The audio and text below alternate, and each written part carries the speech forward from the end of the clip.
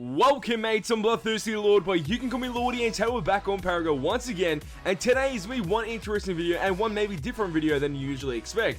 In this video, we're going to be discussing the trio lore connection between Serath, the new hero, SEVAROG, and COUNTESS, because their lore is all connected in some way. Obviously, we don't know what the exact meaning is behind their lore, and we have to try and find that out. So we're going to make some theories on that as well, based on the information, the background information, and the lore that we currently know of. So there's going to be a lot of juicy information within this video, but before we get to this video, make sure you hit that like button and subscribe button to keep up to date with the greatest and latest Paragon gaming content and Paragon gaming news. And if you mates haven't turned on notifications yet, you can do so by hitting that little bell button next to the subscribe button so you have the chance to become one of the first mates on the channel up to date with my amazing Paragon gaming content. As always, expect it here first, so without further ado, let's get straight into this. Also, a little thing that I want to say before we actually get into the video is that I've been introducing new games to the channel here and there, and new types of videos to the channel, because I just wanted to show my creativity within other games and pretty much my other videos, because some of the games that we've played lately on the channel were like Friday the 13th, Alien vs Predator, or the Aliens universe, introduced now to the channel, and Gigantic, which is another third-person MOBA game with the action shooter genre as well involved with it. And it was kind of interesting bringing these games to the channel. It's just another fun experience for me and you guys have been enjoying it, but it's always great to know what games you want to see on the channel, because I've done Overwatch in the past, I've done other games in the past, but what games do you want to see on the channel? Because if you might like that game, someone else might like that game, and then maybe all the mates enjoy that game as well, and there might be a good game to bring to the channel. So in the comment section down below, drop your thoughts on what game I should play next on the channel, or should I just keep it spontaneous and just bring any game onto the channel and see how we'll react to it and see if you mates enjoy that. Because it's always fun bringing those new games to the channel while also doing Paragon as my main game. So pretty much what we're going to do is go through each of the characters' information or background information and explain them all, and pretty much say what my thoughts are on each one of them before we actually go and try and make a connection to all the heroes that will be discussed within this video, which will be Serath, SEVAROG, and COUNTESS. I won't be mentioning the Book of the Vigilant too much, because I think that we can leave that for another video, because there's going to be a lot of information for that and have a concept and a theory of what makes that up, but we're going to talk about that in a future video. Within this video, it's all about that trio lore connection, starting off with COUNTESS, and let's read her background information. The first point is, remembers every meal she has ever had, taste, smell, and texture. The second point is, none have ever traveled to her lands, yet none doubt her claim to nobility. The third point is, seeks that which is greater than herself and believes she has found it. The first point of the background information doesn't really connect to anything else I've ever read about anyone or pretty much any character within the game. I think that's pretty much some part of her personality or one of her qualities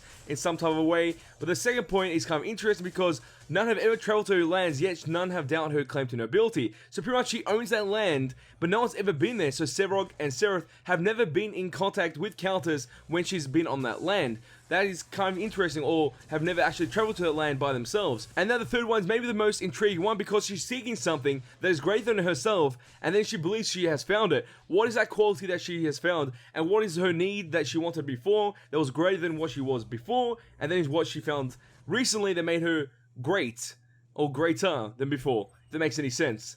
But there's a concept behind that. I don't know what it is exactly, but then there was a dev live stream when that actual hero was about to get released, and in there they said COUNTESS seeks SEVAROG. There was a straight connection to SEVAROG, and obviously now we need to read SEVAROG's background information, so let's get into that straight away. The first point is, waits in the dark with timeless patience. Second point, does not sleep. Third point, looks forward to the signs that herald his end. So that's interesting. Those are all three of his background informations. The first one really doesn't mean too much. It just pretty much connects him to the Grim Reaper and does not sleep because he's always waiting until he can slay his next opponent maybe. That's maybe the idea if you want to connect it back to the Grim Reaper. But there's nothing else. It doesn't really connect to something else directly to another hero. It pretty much means that SEVAROG has been alive for a long time because he does have timeless patience and he does not sleep at all. So he's always awake, waiting, and pretty much waiting for a sign that can showcase his death, or pretty much be one of the results of his death. But obviously that hasn't happened yet, and SEVAROG is still alive, and it's kind of interesting. Those are his 3 points. Doesn't really connect to anything else, but it's something that I wanted to bring up, guaranteed. But before we move on to the next hero, which is obviously Serath, which isn't currently out yet, but we know some information about it because of the actual trailer, we're not going to go into that right now because I want to go into something else, which is the skins for each of those two characters that are released already, Countess and SEVAROG, and read their skin lores, because some of them could be very interesting and could have a potential connection to this trio lore connection that we're trying to establish. The default SEVAROG skin lore is SEVAROG in his original blasphemous form. Sadly, I don't have the master skin or the challenger skin unlocked, so I won't be able to actually go over those skin lores, so that's kind of unfortunate because usually the most juicy information is in that part. Let's move on to the Red Emperor SEVAROG. Behold and fear the Red Emperor, long may he reign. Then obviously Grand Oracle SEVAROG. SEVAROG peers into the void, all seeing without eyes. That is kind of interesting. So pretty much he's in the void and he doesn't have eyes, but he's still all seeing, followed up by the Red Emperor, which is feared, and most likely will be able to have a long reign because he lives for such a long time and hasn't died. Pretty much that is all we can gain from that. Nothing too much there. Let's move on to Countess and see what her skin lore is for her character. On the first skin, the default skin, Countess in her beloved leather and lace. The Challenger Countess skin, I've always loved wearing white, it goes so well with all the red. Countess. The Master Countess skin, a great fire burns within Countess as numberless lives flow through her veins.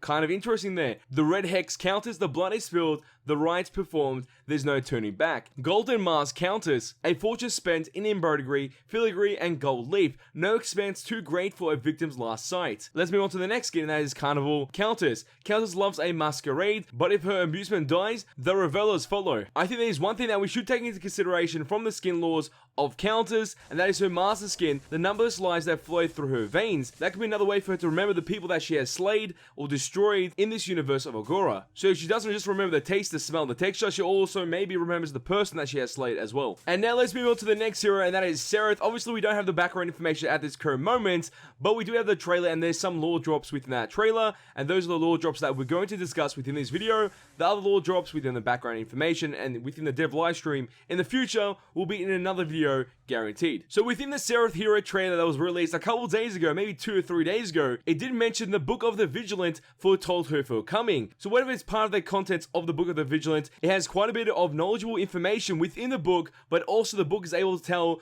the future, and to be able to foretell a character coming to Paragon is obviously a sick thing, and she must have a purpose and a reason why she has been foretold within the Book of the Vigilant. That was the first lore drop within the trailer. Let's move on to the second lore drop. She'll walk in the light, but in her heart, it is pure darkness. So obviously that is showcasing her split personality, her ability to be a light version or have light inside her, and then also be a darkness version of herself or darkness form with darkness inside of her. That's her split personality, and that's how it's going to work. I don't know why she has a split personality yet, but we do have some theories on that as well. The third lore drop within the trailer was, and her thirst for revenge. That was the actual comment with SEVAROG laughing in her face.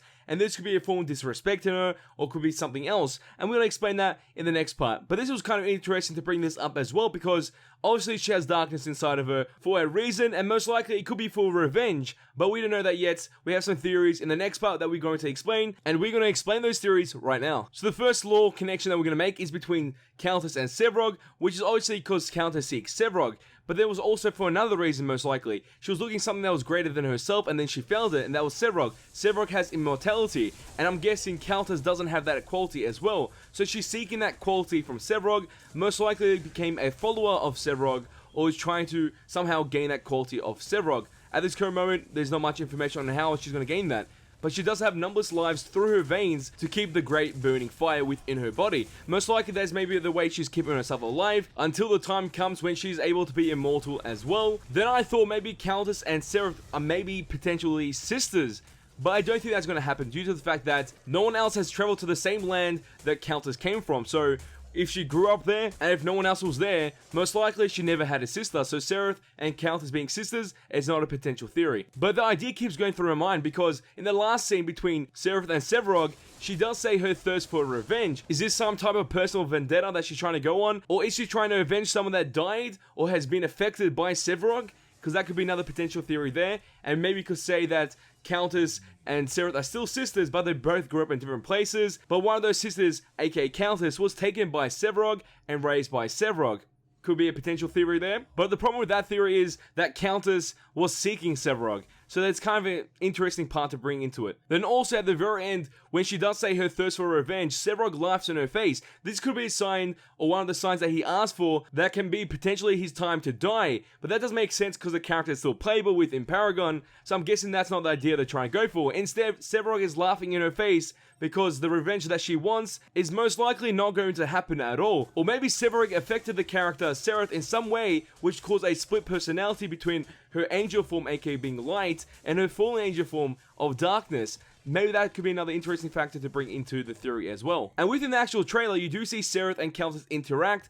Countess does tremble in fear when Serath is in her demon form, which is maybe showcasing the idea of who is more powerful. But for some reason, whenever you use Countess' ultimate within Paragon, she looks like she has some type of blood wings when she does the ultimate for a split second. This could be a slight indication that maybe Serath and Countess are related in some bloodline or family tree, but I don't know what that is exactly at this current moment. But the trailer makes the interaction between those both characters just full of the element or the theme of hate, so I'm guessing they hate each other in some type of way. I do have many other theories at this current moment, but I don't have the evidence to fully back it up, so we're gonna hold back on those theories.